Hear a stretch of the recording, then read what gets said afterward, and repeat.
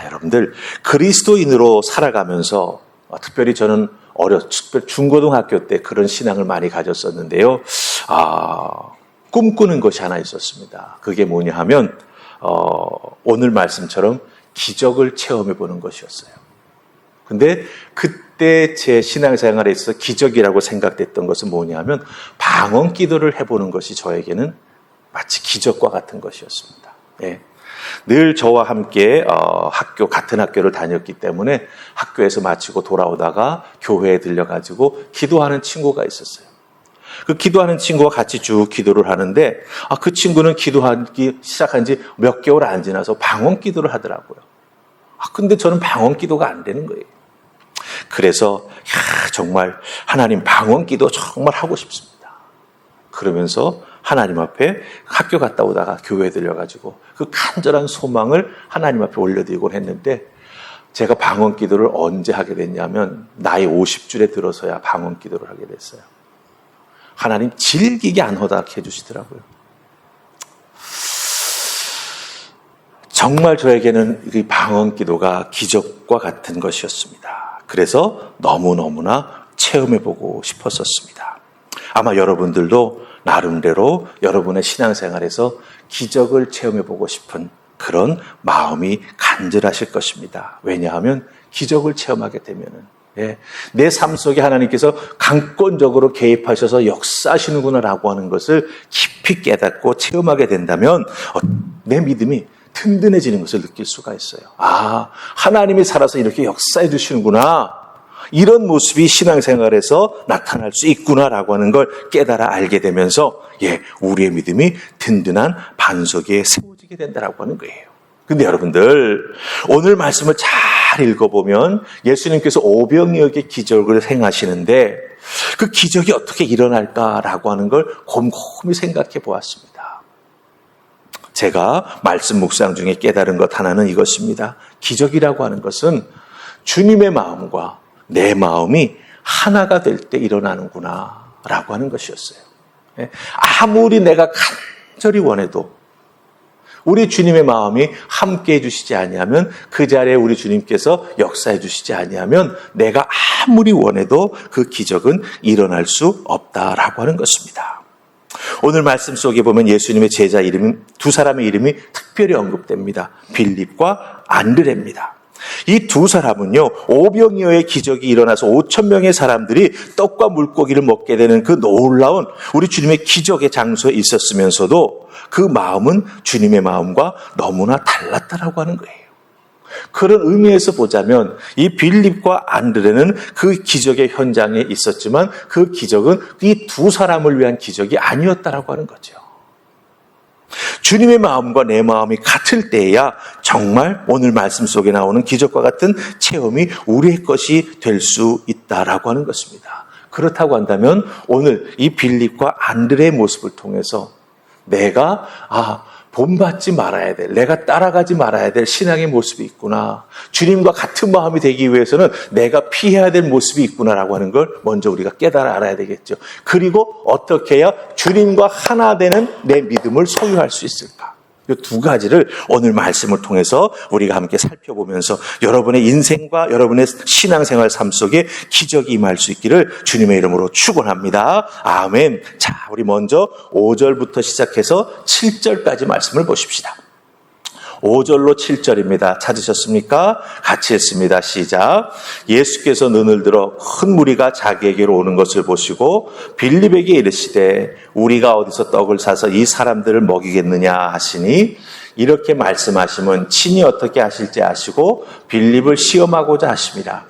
빌립이 대답하되 각 사람으로 조금씩 받게 할지라도 200데나리온의 떡이 부족하리이다. 아멘. 자, 이 빌립의 모습을 통해서 우리가 따라가지 말아야 될, 우리가 본받지 말아야 될, 그래야 주님의 기적을 체험할 수 있는 신앙의 모습이 있다라고 하는 것입니다. 주님의 마음과 빌립의 마음을 잘 비교해 보시기 바랍니다. 무엇이 다릅니까? 주님은 어떻게 해서든지 주님을 따라오니 5,000명이나 되는 사람들을 먹이고 싶어 하셨습니다. 왜냐하면 예수님께서 예루살렘에서 큰 표적 행하시는 것을 이미 보았습니다. 예, 5장에 보면은 예수님께서 예루살렘에 있는 베데스다 연못가에서 병들어서 고치고 싶지만 다른 사람들이 그 베데스다 연못 물이 동할 때 먼저 들어가 버림으로 오랫동안 병 앓이를 하면서 낭망하고 있는 한 사람을 보시고 그 사람을 치유해 주십니다.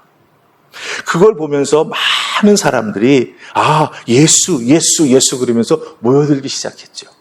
그때 예수님께서 제자들과 함께 갈릴리 건너편으로 배를 타고 옮겨가셨던 거예요. 그럼에도 불구하고 예수님을 따르고 예수님께 은혜 받고 싶었고 예수님을 통해서 치료받고 싶었던 그 수많은 사람들은 예수님이 어디로 가셨는지 기억하고 찾아내서 예수님 계신 곳으로 따라왔다라고 하는 거예요. 그 숫자가 5,000명이나 되었다라고 하는 겁니다. 근데 예수님께서 뭐라고 말씀하십니까? 그 수많은 사람들을 보시자마자 빌립에게 물론 시험하신다라고 말씀하시죠. 이 사람들 우리가 어떻게 저녁을 먹이면 좋겠냐? 어떻게 이 먹거리를 해주면 좋겠냐라고 물으시죠. 그때 빌립이 딱 하는 게 뭐죠? 계산합니다. 5,000명이요? 200데나리온 정도는 있어야 먹일 것 같습니다. 200데나리온. 여러분들, 1데나리온이 그 당시에 남자가 하루 종일 일해야 받을 수 있는 하루 일당이었어요. 그럼 200명의 노동자가 일해야 얻을 수 있는 돈이 200데나리온이잖아요. 그러니까 엄청 큰 액수가 된다라고 하는 것이죠. 이 빌립에게 이렇게 질문하시면서 어디서 우리가 떡을 사서 이 사람들을 먹게 해줄 수 있겠냐? 그때 빌립은 머릿속으로 빨리빨리 착 계산합니다. 200데나리온이 필요합니다. 머리로 계산해 보니 이렇게 많은 사람 먹이기는 불가능하다라고 하는 거예요. 왜? 주머니 속에 200데나리온이 없기 때문이죠. 근데 여러분들, 여기서 우리가 주목해야 될 것은 무엇인지 아십니까? 빌립이 어떻게 이렇게 수많은 사람들을 떡을 사서 우리가 먹게 할 수 있겠습니까? 라고 빌립이 대답했을 때 예수님께서 네가 한 말 틀렸다 맞았다 그런 평가를 하지 않으셨어요. 그 다음에 안드레에게 또 질문을 하십니다. 자, 그런 이 과정을 보면서 빌립의 계산하는 신앙에 대해서 예수님은 이렇다 저렇다 말씀을 하지 않으셨습니다. 이것을 통해서 우리가 분명히 알아야 합니다.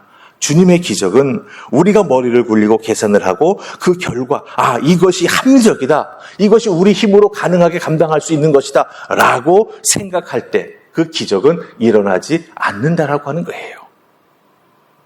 오늘을 사는 우리들은 사실 교육을 받을 때 합리적인 교육을 받지 않습니까? 내게 있는 자산이 얼만데, 내가 일할 수 있는 능력은 얼만데, 그렇다고 한다면 내가 만들어낼 수 있는 결과는 이런 것인데, 여러 가지 합리적인 계산을 할 수 있는, 그래서 이루어낼 수 있는 능력을 교육받으면서 우리가 자라납니다. 하지만 중요한 것은요, 무엇인지 아십니까? 하나님의 기적을 맛보고 하나님의 기적을 우리들의 일상의 삶 속에서 체험하며 살아가는 우리가 되기를 소망한다라고 하면요, 하나님 앞에서, 하나님 말씀 앞에서는요, 계산하면 안 됩니다. 말씀에 쓰여져 있는 대로, 우리 주님이 말씀해 주시는 대로 믿고 의지하며 나아가는 우리가 되어야 한다라고 하는 거예요. 그 믿음이 우리에게 꼭 필요하다라고 하는 거예요. 예수님께서 너희가 기적을 맛보려고 한다면 5,000명 먹일 때 얼마나의 돈이 필요한지 한번 계산해 보아라고 말씀하셨습니까? 그렇게 말씀하시지 않았습니다. 이 사람들 어떻게 우리가 먹을 거 마련해 줄 수 있겠냐? 딱 그 한마디 예수님 하셨다라고 하는 거예요. 그럼 믿음에 눈들어 주님이 무엇을 어떻게 행하셨는지 이미 우리가 보고 알고 있기에 주님 믿음으로 이렇게 하면 이루어질 줄 믿습니다라고 응답하며 나아가게 될 때 우리 믿음의 삶 속에 우리 주님이 역사해 주시는 놀라운 기적의 은혜가 임하게 된다라고 하는 것입니다. 여러분에게 부탁합니다. 하나님의 은혜와 기적 가운데 살아가기를 원하십니까? 그렇다고 한다면 먼저 계산하기를 좋아하는 우리들의 습관을 내려놓아야 합니다. 말씀이 먼저고 그 말씀에 순종하는 것이 먼저고 말씀을 통해서 내 인생의 안경을 삼고 내 인생을 하나하나 살펴보게 될 때 말씀을 통해서 내 인생을 보니 내 인생의 숫자로는 감당할 수 없어 보였던 그 큰 문제들이 여기서부터 시작하면 가능하겠구나. 여기서 기도로부터 시작하면 이루어지겠구나라고 하는 놀라운 믿음의 안목을 허락해 주신다라고 하는 거예요. 그 안목을 붙잡고 나아갈 때 여러분의 인생에 역사하시는 우리 하나님의 기적을 맛보아 알게 될 줄 믿습니다. 아멘. 자, 우리 또 8절과 9절 보십시다. 8절, 9절 보면은 우리가 이제 안드레의 모습을 보게 되는데 여기서 또 우리가 배워야 될 부분이 있습니다. 같이 읽습니다. 자, 시작. 제자 중 하나 곧 시몬 베드로의 형제 안드레가 예수께 여짜오되 여기 한 아이가 있어 보리떡 5개와 물고기 2마리를 가지고 있나이다. 그러나 그것이 이 많은 사람에게 얼마나 되겠사옵나이까. 아멘. 저는 이 안드레의 모습을 보면서 참 안타까운 모습을 갖습니다. 요 뒤에 나오는 한마디만 하지 말 것. 어떤 말입니까? 그러나 8절 뒤에 나오는 그러나 그 뒤에 부분이에요. 예수님께 여기에 어린아이가 물고기 2마리와 보리떡 5개를 가지고 왔습니다. 예수님, 이 떡을 받으십시오. 이 물고기를 받으십시오. 여기까지만 했으면 딱 좋을 거예요. 근데 그 뒤에 뭐라고 말합니까? 그러나 그것이 이 많은 사람에게 얼마나 되겠사옵나이까 라고 말합니다. 이게 뭐지요? 주님은 지금 먹이고 싶어 하시는데, 주님은 지금 기적을 베푸실 모든 마음의 준비를 하고 계시는데, 거기에다가 안드레는 자기의 인간적인 생각을 턱 제시하는 거예요. 주님, 여기에 하루 한 끼 될까 말까한 어린아이가 들고 나온 도시락 같은 게 있어요. 이걸로 될까요? 이렇게 말하는 거예요. 저는 이런 안드레의 신앙의 모습을 이렇게 이름 붙여봅니다. 토다는 신앙. 토를 단다라고 하는 거예요. 여러분들, 토단다라고 할 때 원래 의미는 뭐냐면, 한문으로 사자성어 같은 게 있지 않습니까? 입신양면, 반면교사. 한문으로 써놓고, 그럼 읽지 못하는 사람들도 있을 수 있으니까, 한글로 그 옆에 반면교사, 입신양면, 이렇게 써놓는 게 토를 다는 거예요. 잘 이해할 수 있도록 도와주기 위해서 토를 다는 거예요.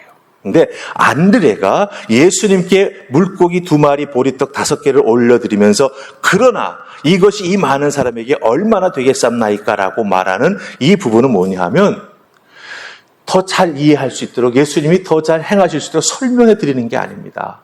요것밖에 없는데 요것 갖고 될까요? 예수님? 택도 없습니다. 결국 빌립과 같은 선상에 놓여 있다라고 하는 거예요. 사실 안드레가 앞부분까지 말했던 내용만 보자면 안드레는 오병이어의 기적, 5,000명이 먹고도 12바구니나 남는 엄청난 기적의 주인공이 될 수 있었을 것입니다. 시작은 정말 좋았지만 그 떡과 물고기를 예수님께 가지고 나아가면서 이것 가지고 이 사람들에게 턱택이 되겠습니까? 이렇게 말하는 거예요. 여러분들, 이 빌립과 안드레의 이런 모습을 보면서 우리들의 신앙생활 속에서 하나님의 은혜를 맛보고 말씀의 역사하심과 또 내가 기도하는 기도의 제목들이 이루어지기를 체험하는 그런 기적을 맛보는 우리 모두가 되기를 간절히 소망합니다. 그렇다고 한다면 여러분들, 우리는 어떻게 해야 될까요? 먼저 계산하려고 하는 내 합리적인 생각을 때로는 내려놓아야 합니다. 때로는 믿음의 모험을 해야 됩니다. 말씀 하나만 믿고 내 인생을 다 벌거벗고 주님 앞에 달려드는 그런 결단이 우리에게 필요합니다. 그리고 상황을 보지 아니하고 비록 내 손에는 물고기 2마리, 보리떡 5개밖에 없지만 그러나 이것을 하나님 앞에 올려드려니 하나님 받으시면 놀라운 역사가 나타날 줄 믿습니다. 이런 믿음으로 달려나가는 우리가 되어야 한다라고 하는 것입니다. 이런 믿음을 가져야 우리들의 신앙이 거침돌의 신앙이 아니라 디딤돌의 신앙이 되어서 하나님 앞에 믿음으로 성장해 나아가는 우리 모두가 된다라고 하는 거예요. 그럼 우리는 어떤 신앙을 가져야 될까요? 우리 9절 앞부분 한번 우리가 읽었던 내용입니다만은 9절 다시 한번 읽으십시다. 자, 찾으셨어요? 9절 읽습니다. 시작. 여기 한 아이가 있어 보리떡 5개와 물고기 2마리를 가지고 있나이다. 그러나 그것이 이 많은 사람에게 얼마나 되겠사옵나이까. 아멘. 자, 9절 앞부분 보면은 여기 한 아이가 있어서 보리떡 5개와 물고기 2마리를 가지고 있습니다. 이 한마디만 보자면 이 아이가 기적을 일으킬 만한 태산 같은 믿음을 가지고 있는 아이로는 보이지 않습니다. 근데 자녀를 키워보신 부모님들은 잘 아실 거예요. 아이가 자기가 가지고 있는 먹을 것을 누구와 나누어 먹는다라고 하는 건 무슨 의미죠? 그 사람을 엄청 좋아하거나 그 사람은 나에게 참 좋은 사람이라고 하는 것을 믿기 때문에 나누어 먹는 거예요. 그렇지 않으면 아이들은 자기 손에 있는 먹을 것 다른 사람과 나누지 않습니다. 내 것이니까 내가 지켜야 되겠죠. 그런데 이 어린아이가 엄마가 나 싸준 거 있는데 들고 나갈까 말까 이러는 걸 안드레가 본 거죠. 즉 이 어린아이에게는 이것을 주님께 드리면 뭔가 좋은 일이 일어날 것이라고 하는 것을 깨달아 알고 주님께 한 발자국 나가려고 했다라고 하는 것입니다. 이것이 의미하는 것이 무엇입니까?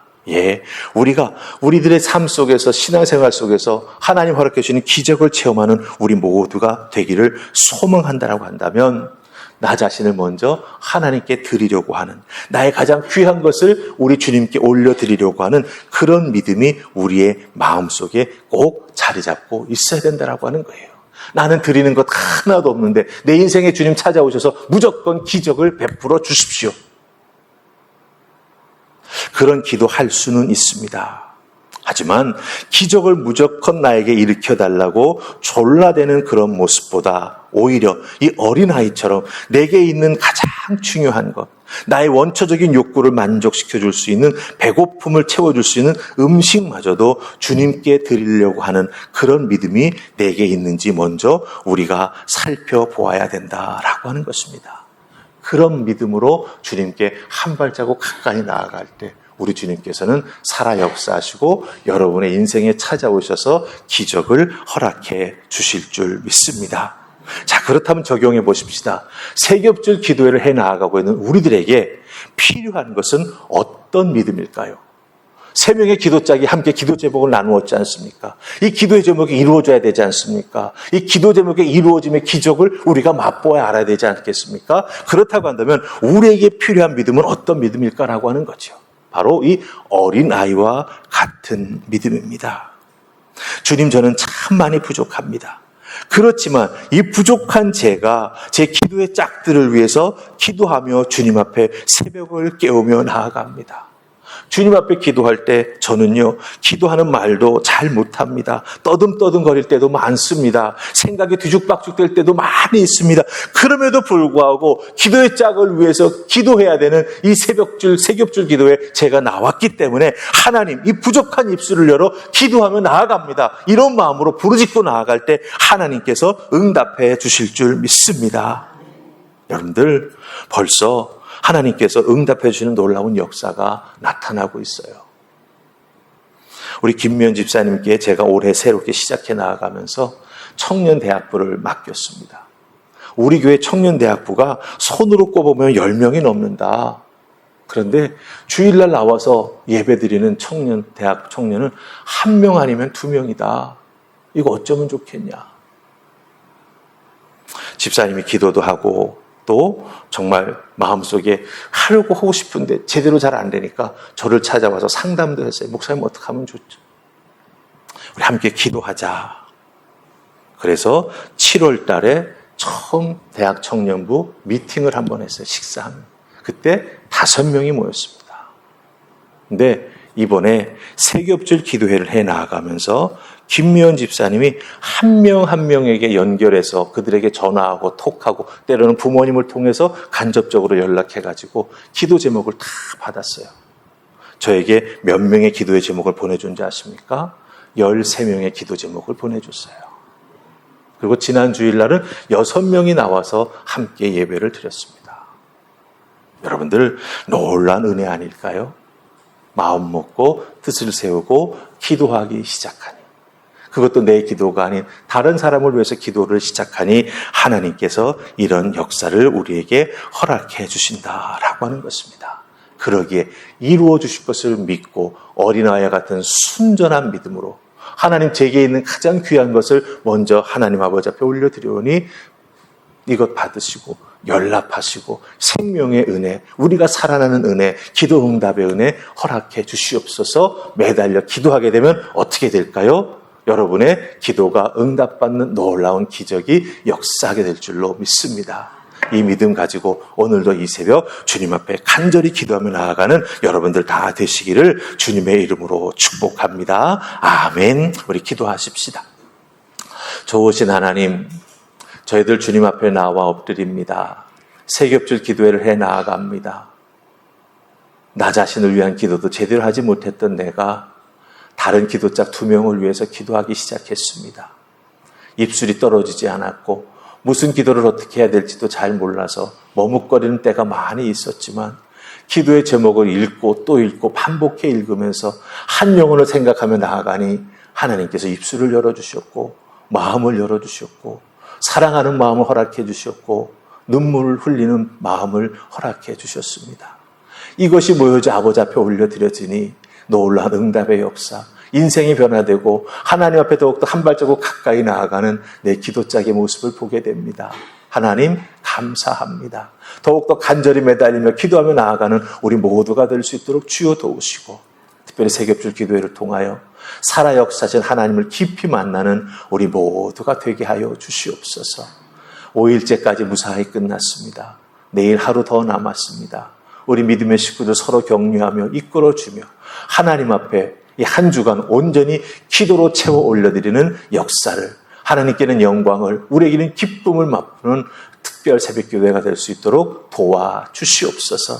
역사해 주시고 이끌어 주실 것 믿고 예수님 이름으로 기도하옵나이다. 아멘.